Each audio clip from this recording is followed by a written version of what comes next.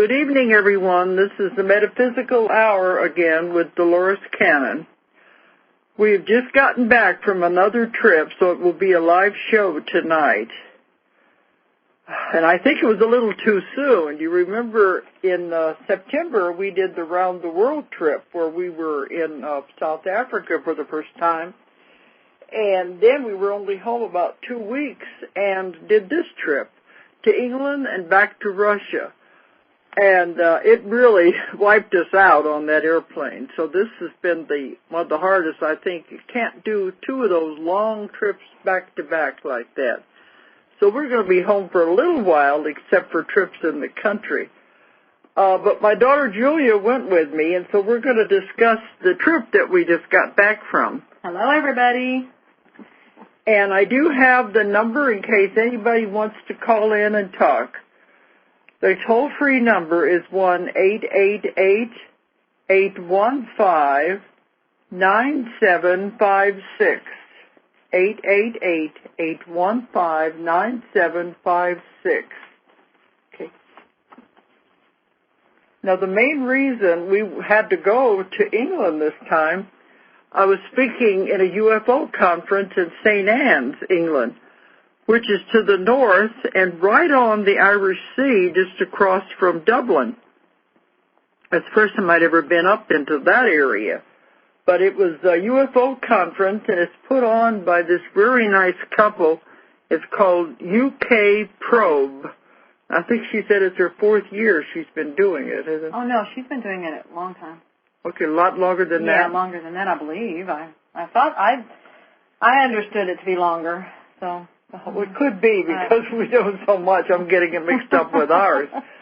But it was really good because she had some other speakers there, and it's the first time to be at that conference. She comes to the Laughlin one in the United States regularly, and so they get speakers to come over there. But there was one speaker particularly you wanted to talk about. His name was Vitaly. And he's really a Russian, but he's from Georgia, the Russian province, and then he went to Israel for a while, and now he is in London.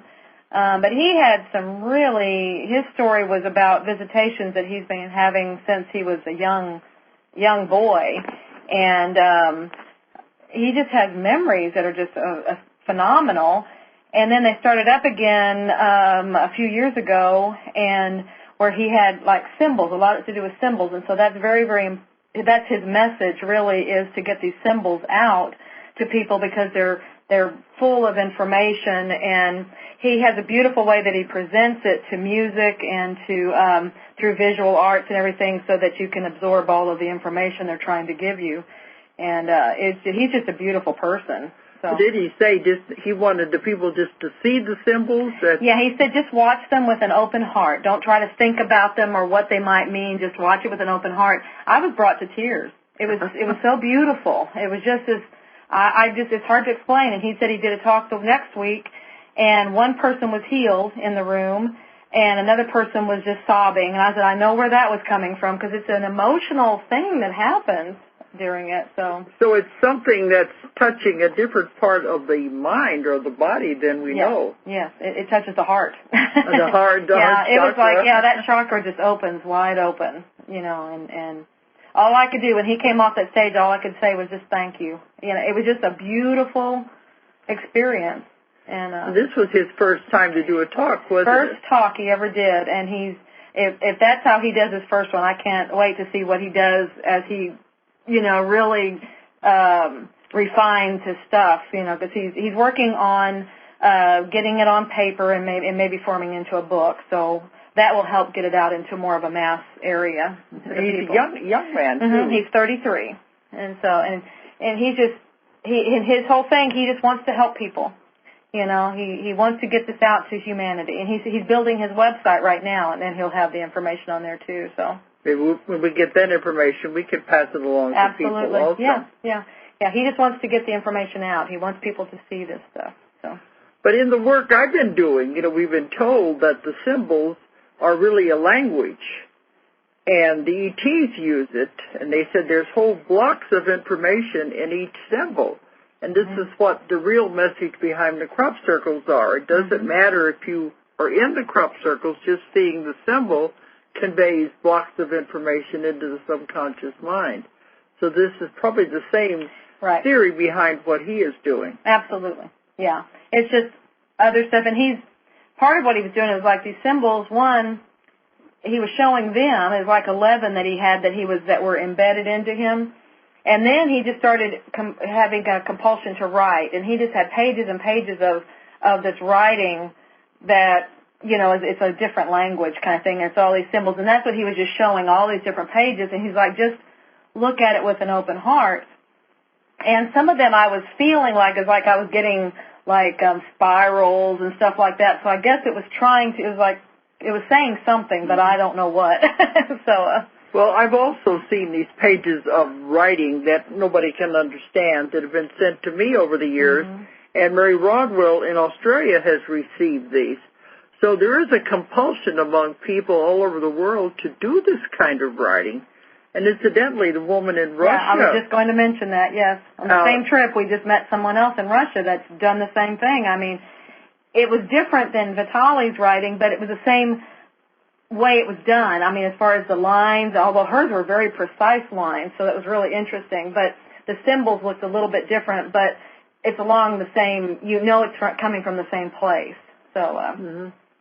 So that shows it's happening all over the world. Because I knew it was happening in England and in Australia, but it's also happening in Russia too, that people are getting these and they don't know where they're coming from, and they're doing something to the subconscious mind. Right. Because in my work I was told that it is being embedded into the subconscious mind on a cellular level. And people are always saying, well, what do these things mean? But you won't know until it's time. And it's like when the time is right, then it will just suddenly, the knowledge will be there and you won't even know where it came from. Yeah, you'll just know that you know. And you just trust it. And at that point you will trust because you'll be at a different place, I think, in your development to where you can trust, so... Because before that, it wouldn't make any sense. No, and you're always trying to analyze it and do all these things, and it's like that's not what it's for. It's not its place. So. But everything has to happen its own time. Yeah. So if anyone else out there is receiving symbols, it's happening everywhere. And I've been getting information from people about it for at least 15 years that people call and talk about it, and there's some samples in some of my books. Right. And then we also have Vera Humphrey's book, The Science of Knowledge, where we have pages of the same kind of writing in there. So that she has received, and she tried to explain it. But when you were looking at, the woman had a huge book she had in Russia that she had been doing this writing in. And the artwork also. Artwork. Did you say, as you were looking at it, it was getting feelings of healing? Yeah, she thought... That's what she was wanting to know. What was it about, or what was it trying to say? And she was saying something about she felt like it was symbols to do with like medical, like how to heal different situations. And I was picking up more of that it was stuff about health. So it was like, rather than, which is a fine difference. It's like on one thing you might say, well, it's the same thing, but it's not really, because the way she kept wording it was like, okay, if you have this, then this is what will fix it. Well, that's not what I was getting. It was more like, you do this, you won't ever get this kind of thing. It kind of seems like that little bit different angle. And preventative. Exactly. And she kept saying, well, I think these pages, it was almost like they had a header, and then they had all this stuff. And so she was thinking, okay, these are different conditions, and then this is what fixes each of them. It might be, I don't know, but inside of me, it was like, that won't be the situation when this is necessary. It's like, this is just, you have this, you won't have any of this. So it's that kind of a thing. It's the kind of thing you have to pick up intuitively. Yes. Because it makes no sense. It's like looking at a very abstract foreign language. That makes no sense at all, but yet it does something to you. Yes. So Vitali's on the same track. He has been picking this up, and he has no idea what it means either, just that it's important. Yes. Right, and then he's got to get it out to the world, and it's for humanity. I mean, it's very important that humanity gets this. So that's his mission now, is to get it out to the world. So you're probably going to be hearing more about him as he does more lectures. He's broken the ground now and sees that he can do it, and he had a good reception. Yes, he's very good. He knows how to talk. He's a very good speaker. So I see a great future for him in this, in getting this out there, because he does it totally with his heart, and it's beautiful. So he will be doing more. And we know we're going to run into him again because we have a definite connection to him. So it's hard to say what's going to happen. But let's back to the trip. I want to talk about the various things that happened on the trip. Well, one thing, I'm going to bring in some food and things. When we were in St. Anne's, we had finally found out what Yorkshire pudding was. Yeah, it's not a pudding. Because we'd heard about it for years associated with England. And I thought, well, in America we think it's a pudding. But it wasn't. It's like a bread.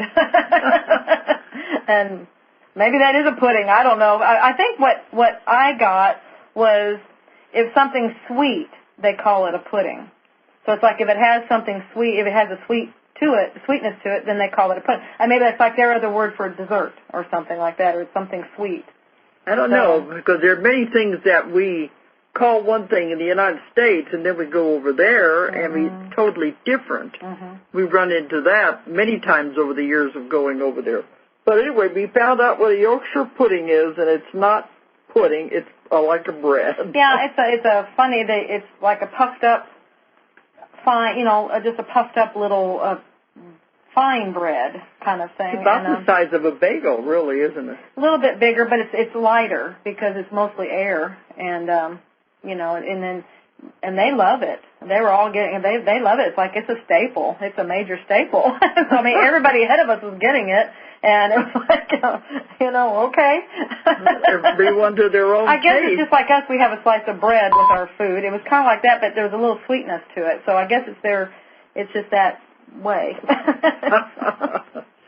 Okay. But, yeah, we had some very interesting things on this whole trip with all that kind of thing. So. Well, I'm going to stick in this area first around St. Anne's, because we flew into London, and then we had to go immediately from London to Manchester to get up to St. Anne's. But we had to go to Blackpool, and I had never been. That Blackpool and St. Anne's run together. And Blackpool was a very interesting town because, I don't know what you would call it, a mini Las Vegas?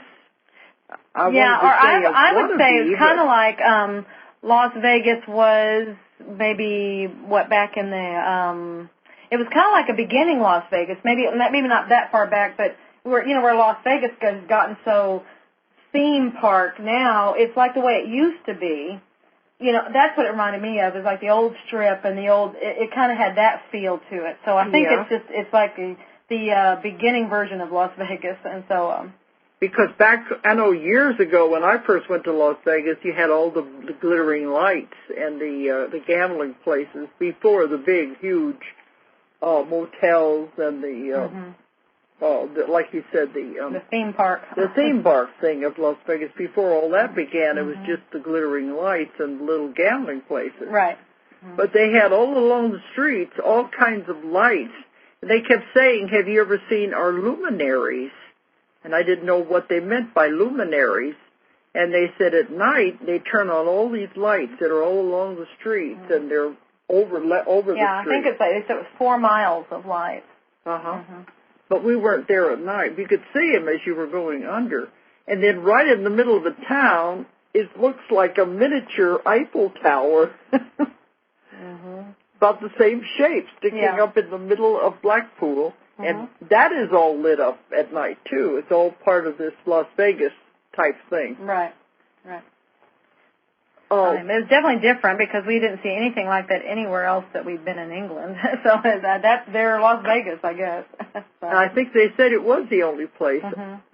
But there's no gambling as we know it. It's mostly machines, like slots and things like that. They don't have the card gambling and the tables set up. Okay. It's just And they call it amusement. They Yeah. don't call it gambling, they call it amusement. So it was interesting. It is just like I call it a mini Las Vegas, or you said the way it used to be, maybe 20, 30 years ago. Right. So they said everybody comes there. It's right on the water, right on the beach, the Irish Sea. So a lot of people come there just to enjoy themselves. Right. So that's Blackpool, in case you're looking for gambling of a sort in England. Right. Not the gambling that you expect. It's a nice place. It's a cozy area. It's not so hectic as London. You know, it was more laid back. It was a nice, cozy feel to it. Yeah. So I think that's why they said people come there for vacations, because it's right by the water, too. Well, because we were that close, when we finished, we have never been to Ireland. So we were making our plans. Hello? Was that a beep? Hello? Is somebody there? Is anyone there?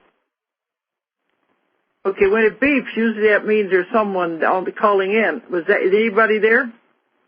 Yeah. My name's Peter. I just talked to the screener. Yeah, go ahead. Do you have a question? Oh, yes. I haven't heard. Maybe things are available for sale. I was just wondering, as far as your products, I read a couple of your books, but are there any regressions that are available? The audio of real regressions you had, past life regressions, or is that are there none available, or do you plan on having any available in the future for sale? Audio of your regressions. You mean audios of regressions I have done with other people? Yes, with the real regressions, like maybe from some that were in your book and some of your books. Do you know what I mean? Like, yeah, I know what you mean. We've had requests for that before, but whenever I do the regressions, it's all private. You know, even in the books, I change the people's names so that nobody will recognize them. And right. I remember reading that in your book that a lot of people were very private. They didn't even want people to know that they changed their names. But yeah, that's what I figured your answer would be, that it's such a private thing, nobody ever gave you permission to... yeah, I use the information, but I've never sold the actual, audio versions of it. We do have audio versions of lectures that I've given, but not... okay. Okay, all right. Is that all you wanted to know? And also, what do you plan on? What do you see in the future as far as do you have any more books coming out, or what are your plans for? Well, we had the Convoluted Universe series. Have you read those? The first one I read. I know there's a book 2 and 3 available right now.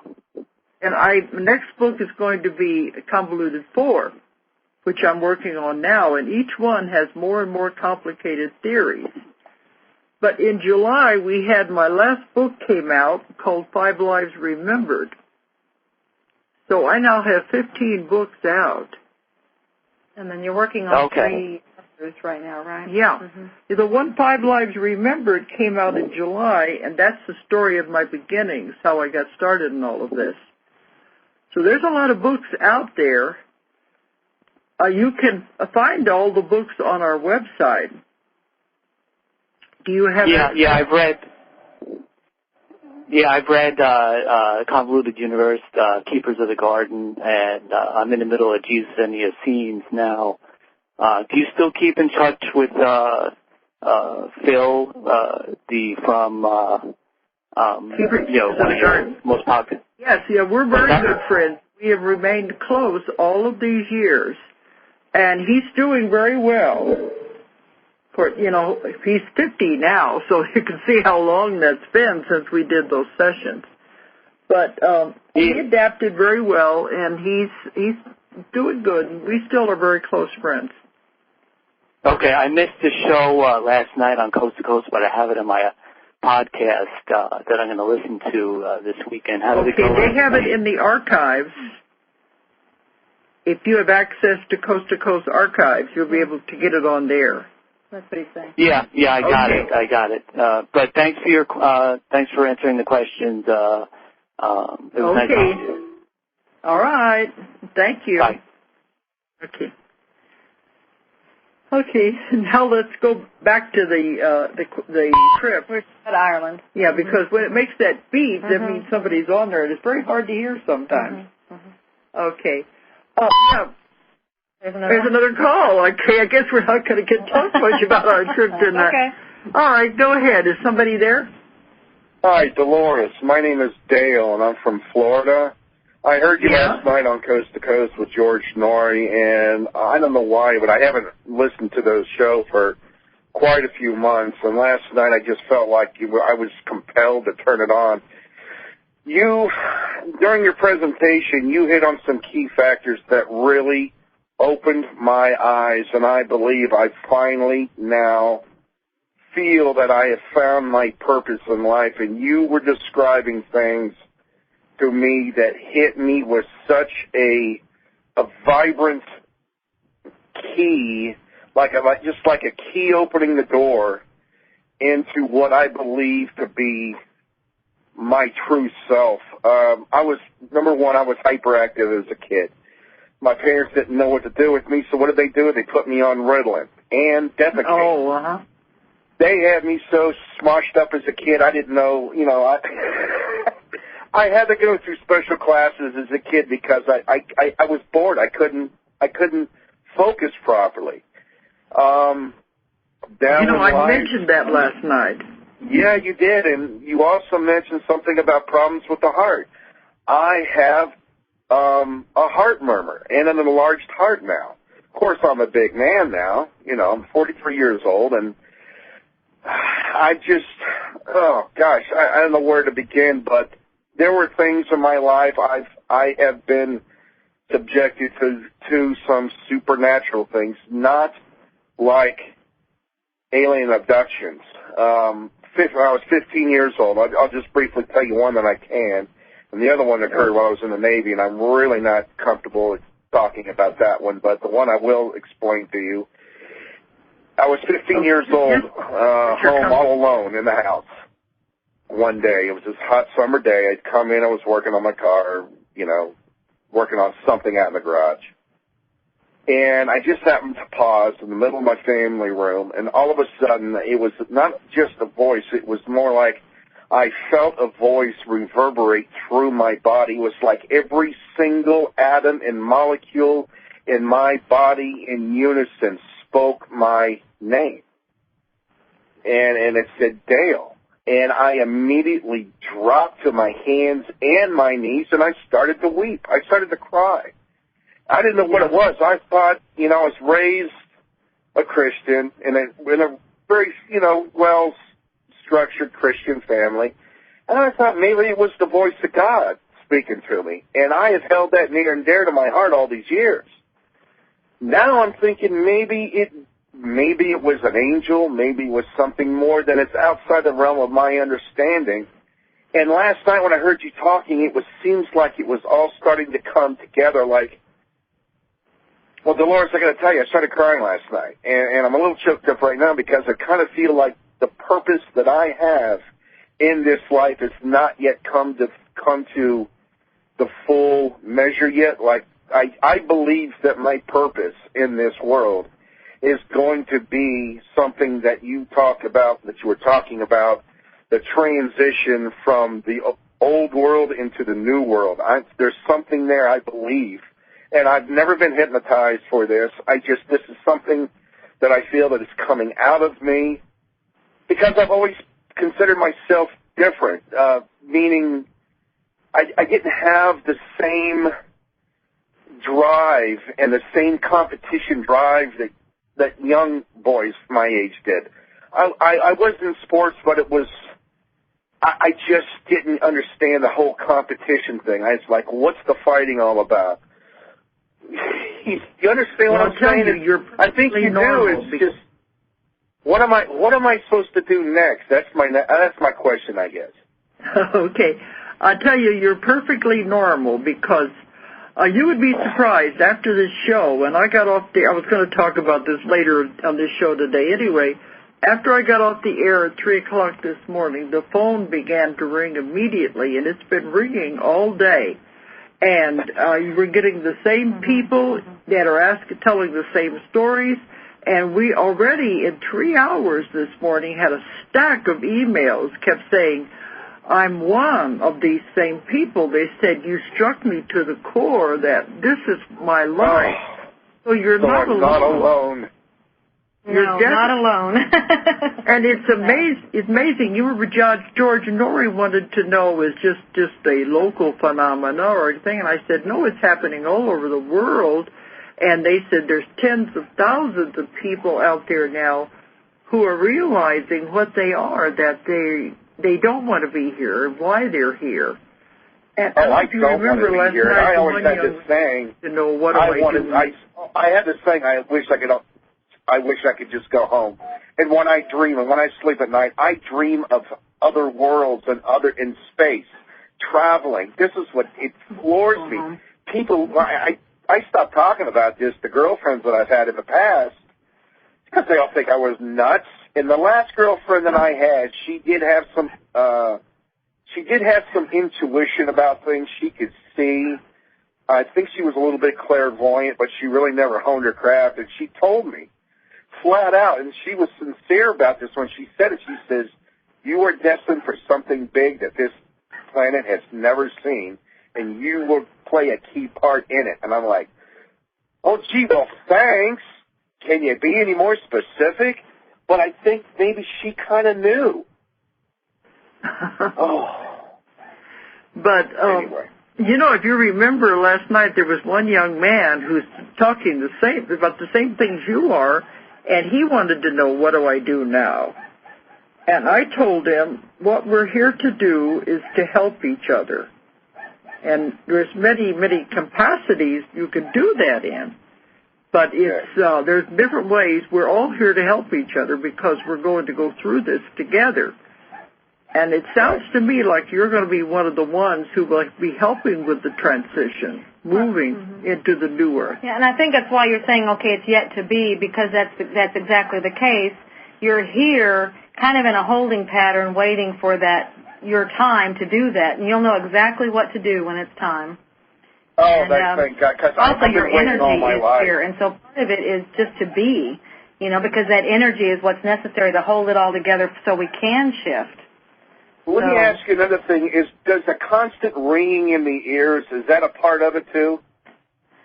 Constant ringing in the ears. Oh, yeah. Yes. Uh-huh. Yeah, because they said that is adjusting frequencies when that happens. And, oh, my God, vibrations. I'm going nuts. But believe me, you're perfectly normal. Don't let people, the what so-called normal people out there always trying to convince the rest of us that we're not normal. I think we're more normal than they are. I live down here in the Tampa Bay area. Who do I need to make contact with that you may know that where I can get active and get involved? Oh, in the Tampa Bay, some people you could get actively involved with? Is that what you're saying? Yeah, because you're breaking up. I got a feeling that it's going. I don't know how. I feel like now I need to be proactive. It's like I've got this. I'm a genie in the bottle, and I got to get out and get some air. Yeah, because you're breaking up. It's hard to understand you. But I don't know any groups specifically that I could recommend for you. But, how about online? There could be some online. But, I always say, years ago when I was doing this, I was calling us the underground. We're the underground that were going to come to the surface, the ones who believed in metaphysics and believed in these things. And somehow we all find each other in strange ways. Oh, we do. One way would be through metaphysical stores, bookstores. Yeah, and they may have references to things going on, to groups or different things. I got to be honest with you too, and put this in perspective. I have, I don't know. I guess I could tell you a part of the story while I was in the Navy. I was a fleet sailor. I did 4 years on board the USS Theodore Roosevelt. It's a nuclear-powered aircraft carrier, and it was back in the late 80s, early 90s. One night out, I would say off the coast, off of our eastern coast. It was probably out there about a couple hundred miles. We were just doing maneuvers at night, and I was going out to get some fresh air on one of the sponsons out there before I turned in for the night. And I happened to witness this. Bear in mind, too, let me back it up a minute. This is about the time that movie, The Abyss, came out. And I don't know if you remember the movie, The Abyss, but down in the scene, had this purplish, pinkish, purplish watercraft, UFO, or underwater submerged object come up. This aircraft carrier that I was on was pretty big, okay? I mean, I'm sure you've seen plenty of pictures of it. Yeah, my husband. This light array that came up from underneath this carrier was so vast, you could put 3 aircraft carriers side by side in this wash of light that came up underneath our ship. And this thing moved in such a fashion that there is nothing that I have ever seen move in such a way, in such a fashion, that would explain this thing being man-made. It couldn't. The colors were changing. They were fluid-like, just like this craft that was in the movie The Abyss. It was so spooky. And at the time, I was out at sea when that movie came out and hit the movie. We were at sea for about 6 months. We had not seen this movie, so when I got home and was waiting for it to come out on, at the time, I believe it was VHS, we never knew about the movie. And me and one other man, he was one of the sponsors, he was a bosun mate, we both had seen it. And I said to him, I said, "Are you going to report this?" He goes, "What are they going to say? What are they going to do to us?" And I said, "Good point." But Dolores, when that happened, a part of me inside, I felt something like it was a memory that was blocked in somewhere in my mind, and it felt like home. It felt like some familiarity to it, and I thought, God, is this a coincidence? And I thought, I don't know where the rhyme or the reason is to this, other than, well, look, we're an aircraft carrier. We're carrying weapons. I can't say exactly what type. I really don't want to give that out, but I'm saying, look, we're a warship. We're out there in the ocean. It's a big ocean out there. I mean, what were the odds of me seeing that craft at that point in time on that specific night? I don't think it was a coincidence. No, and I've held that with me for a long time. There are no coincidences. And if you remember what I said when I was talking last night about the 3 waves, and that you are people who have really come from other planets, other dimensions, and volunteered to come into this life to help the world. That's why it probably was so familiar to you, because that was where you came from. And maybe it was doing it just for you. You were the only one there that saw it. It was something very special for you, and it probably was a memory of home. I have had dreams of foreign worlds, and it's something that I think that I see glimpses of it in photographs on the internet of these artists, what we call like Lord of the Ring type, mystical type of characters. it's something that is a place that is much more beautiful than any place here on earth that I've ever seen. If there was a word that I could describe it, it would be heaven, heaven-like. It's funny. People, this photograph, this motion picture in my head that I don't really see it too much. I saw it a lot when in my youth. But as the years have gone on, I'm really kind of being diluted with the things here in the world. But I remember people were eating for pleasure. They weren't eating to sustain life. They were eating, and it was mostly fruit. And it was just simply for just the pleasure of having it. It wasn't a necessity, and I thought, oh, my God, if that's what heaven is about, I can't wait to go. Yeah, and or get back. I think I did mention it on the air last night, too, that ETs didn't have to eat because their organs had atrophied. So what you would experience is a true memory, and it's something very special for you to treasure. Don't worry what anybody else says. It's real to you. And I think that the incident that you said about where you felt your name was being said and you felt it in every atom of your body, that that feels to me like a dimensional thing, where it's like maybe he was even moving dimensions, and that's why he could. The body was all the atoms was very, like something to do with the dimensional thing or something. So do you think that moving may have in been and out the at that voice point, moving through them and just experiencing that, and I'm sure there was more to it, but there was something dimensional there happening. Do you really do you think, like I do, that it may have been the voice of God speaking to me, or somebody else? I don't know, or maybe your higher self, or like especially since it's saying your name, it's like maybe that was part of you connecting with you.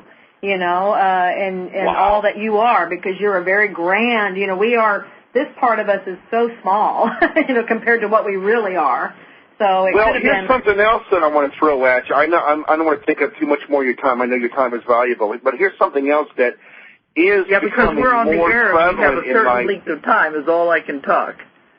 What's that? I'm sorry, what was that? Just go ahead. This is going out on the radio, and that's why it only have a certain... I'm thinking of voices like it's a radio out of tune, like you're changing between channels.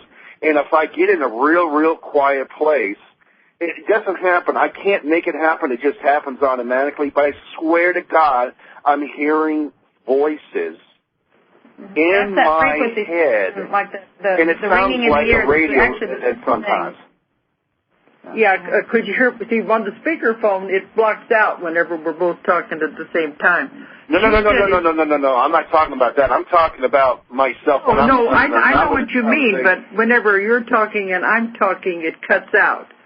But what she said, it's like that frequency again, like an adjustment of the frequency, so you're only getting bits and pieces, like from other dimensions, really. Yeah, you're tapping in, so you're probably sitting here with one foot in this dimension and one foot in the other dimension, and that's why you're, the ringing all the time, because you're adjusting to the both, and then the hearing, you're hearing the other dimension, so you're in between them all the time, rather than being solidly over here in this one. You've got a foot in each one, and so you're tapping into both, and that can get quite confusing, I'm sure, but I would say that's what you're doing. You're moving constantly among at least two, probably more dimensions than that.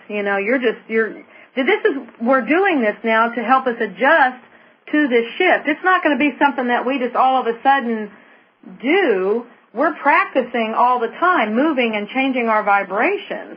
So each time it's a step, it's a raising. Yeah, and then we're doing it, kind of going up there, but we can't sustain it. So when we actually go, it's when we will actually sustain it, but we're doing that all the time, moving back and forth, and you're just very conscious of it. It sounds like by being able to hear it and things that your veil is probably really thin, so you're getting more of it.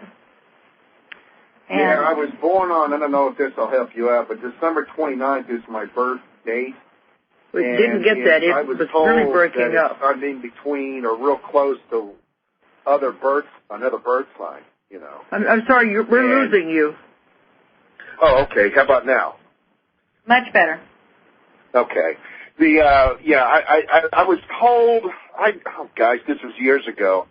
I dated this woman, and she claimed to be a gypsy, and she told me that because the hours that I was born, that date had a lot to do with things that would happen in my life in the future. That's all I remember out of that.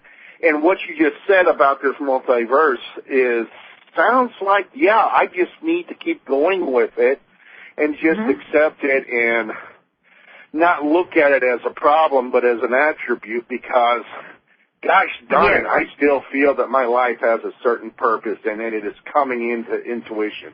Definitely. You're here for a reason. And so just go with it and know that you will find your purpose. It's there, and it'll come in its own time. Yeah. Okay. You're doing exactly I'm not going to give up on God either in my walk with. I do read the Bible, and I do read, and you know what? You did not offend me last night with with that. I kind of knew in the back of my mind. Again, here we go. In the back of my mind, I kind of figured this had to have been written by man. This Bible has roots, but how far back do these roots really go? Remember, before the written word, just like the Indians, they had storytellers, and these storytellers would have to pass it down to another storyteller, and then it became a written word. So, I am struggling with the faith factor, but I can't help to believe that God is playing and Christ is playing a major factor in all of this, and that maybe I finally do have my heart in the right place to be at the appointed time and the hour that He needs me to be. Yeah, I touched on that last night. We're going to have to let you go because you're breaking up very bad, and it's very hard to understand you. Okay. So I appreciate All right. Have a good night, ladies. Okay, thank you. Thank you for calling in. Okay. Wasn't expecting so many calls, but that's good. Very good, yes. It's a carryover from the show from last night. Hello. Okay. I guess we're going to be calling tonight. That's wonderful. Okay. Hello. All right, who is there now? This is Renee. Yeah. Can you hear me? Hi. Yes, I can hear you. Hi, Dolores. How are you? Oh, bye. Hello? Hi, yes. I heard you on Coast to Coast last night. It was amazing. Thank you. Are you there? Yes, I'm here. Hello? Okay, I heard you on Coast to Coast My last daughter's night. with me here, yes. Yes, I heard you on Coast to Coast. It was amazing. You touched on some really interesting subjects. You spoke about the supernatural beings, the people with souls that are not of this realm, of this world. I had an interesting situation that happened to me, a supernatural situation several years ago. I was in bed. I was about to go to sleep. And as I sat there in bed adjusting myself, I looked at my door and there was this extraterrestrial. I thought she was an angel. She looked at me. She was white, but she was light. She had eyes that looked basically like Oreo cookies, but like spokes. She looked at me and I felt as if, at that time I just thought that she was just an angel, but now I feel as if she has some connection to do with me, actually from where I came from. And I have so many supernatural experiences. I'm an author. I'm a first-time author, as a matter of fact. I wrote a fictional book that's about supernatural, paranormal, what have you, things like that. But it's kind of based on my life also, but it's fictional also. Because I was kind of afraid to come out with some of the things that have happened to me in my life. I have had several UFO experiences and extraterrestrials. They come to me straight through my room. They speak on frequencies that I cannot understand, but I could hear them. And I know that it's out of the normal human's ear to hear such things. And I mean, I almost teared up last night because I've been putting the pieces together. It's taken about maybe 12 years to put everything together. But I just want some feedback about this. I mean, who is this woman who I felt this familiarity to? Do you know anything about extraterrestrials that look like light, but they're white, but look like light, and they have eyes that are dark, and they look yes, beautiful? I definitely know a lot about these beings that look like light. These are the more advanced ones, because after they've got to the point they don't really need a body, they turn into pure light. What I think it is, these are the ones that you're associated with before you came into this earth. You remember I mentioned that most of these people were ETs on other planets, other dimensions before coming into this earth in these different waves of volunteer. I think this is someone you were associated with, and she just comes from time to time to make sure you're okay. That's the way I feel about it. To be afraid Dolores, you know my mom, my natural mom, my earth mom, she passed away probably about a year and a half before I had a visitation from this other woman. And this woman, she looked like a body. She didn't have a body, but she was like a street light in the nighttime. She illuminated, but she had like a garment on, a white garment also. And her eyes were very dark, very round, like Oreo cookies, and she was just looking at me. And when I tried to get out of the bed to go after her, there was a dome-like force around me where I couldn't move to get out because I wanted to go after her at that time. And also, I've had visitations in the night by, how do you say it, orbs with a nucleus in it speaking through the orb. Yes. It's like a double orb with an orb but another circle around the circle. And it was speaking. I mean, in the frequency in the ear and the ringing in the ear and the tapping and all of these different things. And now I don't even feel like I'm of this place now, you know. No, I've never been too happy about this place, but I'm a good person. I mean, I know that I have to live here, but I think differently from some of the people that I might meet. I think that's because that's happening more and more, and I think that's part of the evidence of the Earth splitting. Yeah, going into separating into the old and the new Earth. Yeah, where we're seeing some more. This is like, I know I'm here, but I really different. I mean, it's like you're really noticing some of the differences and stuff, and I think that's part of that pulling apart to some degree. Yes, sometimes I have to touch a tree or put my feet on the ground so that I can get rooted in this place so that I won't go around floating all day. Sometimes I drink coffee so I can stay rooted. Coffee helps me too. Coffee is good. I've also heard that too, that people say they have to get grounded. So I think that's what it is. Yes, I go flying around. You're perfectly normal, what we consider normal. Okay, so the woman... I talk to you, the same kind of people all the time. They come to me as clients, and now we're getting all these phone calls since the show. Well, you know what, Dolores? You know what? I emailed you today also. I emailed you a couple of hours ago. I'm an author, and I've had some... You know what? I want to ask you a question since I'm on the phone right now. Okay, I got about 5 more minutes. Okay, I'm going to make this really quick. I had a situation where, this is kind of personal. I don't want to talk about this on the air because I can't. This is about fire. It's about being in fire but not being burned, being surrounded in fire. No one knows me, so I'll speak. I was surrounded, engulfed in fire that had intelligence, that did not burn anything in the house, and had me and my daughter pinned behind a wall, and then I watched it gather itself and disappear. Have you ever heard of such a thing? Would it be similar to the glowing beings, I wonder? Did it look like actual No, what it looked like, it was a fire that had started on my stovetop. And that fire, it got big, and I tried to, put it out. It leaped out of the pan, out of the pot, covered us completely, and after it covered us, without burning us or burning anything, it gathered itself and magically disappeared. What is that? I'm getting that it was an energy. Either that or if it was a real fire that started, I think her guardian angel was very much there to protect her and to put it out. Yes, it was a real fire. We all have a guardian angel, too, or a guide, whatever you want to call it, who's always around. And I would think you have tremendous protection. That's what I'm getting, but you also said energy.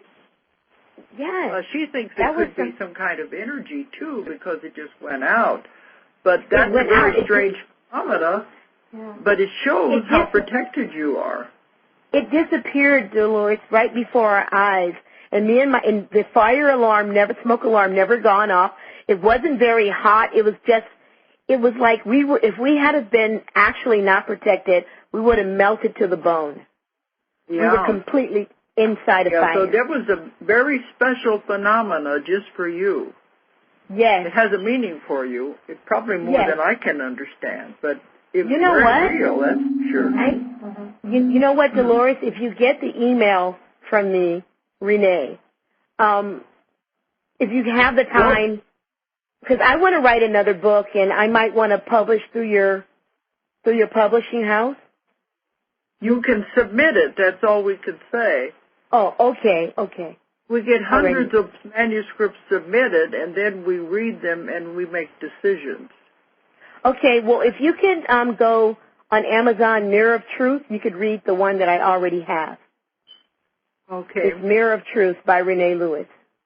Thank you. Okay, but so far, even today, in a few hours, we have a huge stack of emails. So don't be insulted if I don't answer, if for anybody else listening out there, if I don't answer them all, because it's impossible. I know it is. I do read everything that comes in. That's the important thing. Well, thank you very much. It's very difficult to answer. Well, I thank you very much for your work. You have a wonderful website. And thank you, daughter. I don't know her name, but thank you. Thank you, daughter. Thank you. You're welcome. Okay, and thanks for calling in. And you have a wonderful day. All right. You too. Okay. Thank you. Well, the show turned out tonight to be a little different than we planned. It's always as it's supposed to be. Yeah. That's what Seth said. Sometimes I give a travel log when I come back from a trip, and we had a lot more to talk about the trip.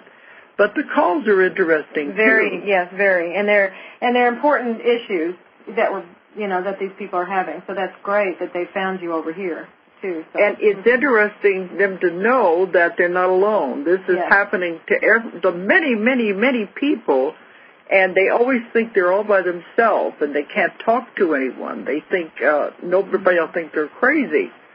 And I think it helps them to know they're not alone. There are many, many like them. And some of them know how they get together. Maybe they're not supposed to. Right. The big part is to be, because it's our energy that is really needed. So, and I know as human beings, we're not used to doing, we think we have to do all the time. We have to do something. But as someone reminded me, remember, we're a human being. And so we need to be. We're not human doings, we're human beings. And so we want to be, and our biggest part here is to supply our energy and be channels of energy and do the things with the energy to help the earth, because it goes right through us into the earth, and this is what's helping all of this happen, as well as affect all the people around us, but it's helping the earth as well. That's the greatest thing we can do, and it's wonderful because all we just have to be ourselves. Because you don't have to try. This is what you came for. You're here to help the earth. Nobody can tell you how to do it. You just do what comes natural. And stay with the positive, the important thing. Do as much as you can for each other and go with the positive. Now, we're coming up to the time we're going to have to leave, but if anybody has any questions, Oh, I do want to bring out that on November the 1st, I will be in the Las Vegas. I'm not going there. No. November the 1st, I'll be in Los Angeles area. I'll be doing a lecture, and I'm also doing a class of my technique in the Los Angeles area on November the 1st, and that whole week will be there. Right. And you can get more details on our website. Also, the middle of November, I'll be speaking at the Edge Life Expo in Minneapolis, if anybody wants to come there. There's more information on our website and about the classes and about everything that I'll be doing. So our website is www.Ozark Mountain, which is the name of my company, but it's abbreviated, OZARKMT.com. We also have your name points to the same website, which is DoloresCannon.com. So if that's easier to remember, go there because it'll take you to the same place. So. Okay, and if you're overseas, it's OZARKMT.com. And Dolores is DOLORES, CANNON, DoloresCannon.com. You'll get switched over there and get all the information you need. And our 800 number, we've been getting calls constantly all day, but the 800 number is 1-800-935-0045, 1-800-935-0045.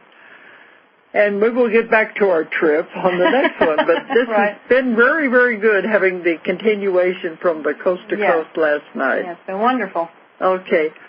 So I think we're done for tonight, and good night, everyone. Thank you. If you enjoyed the show, check out more of our other videos, and be sure to subscribe and click the like button. Thank you for listening to the Metaphysical Hour with Dolores Cannon.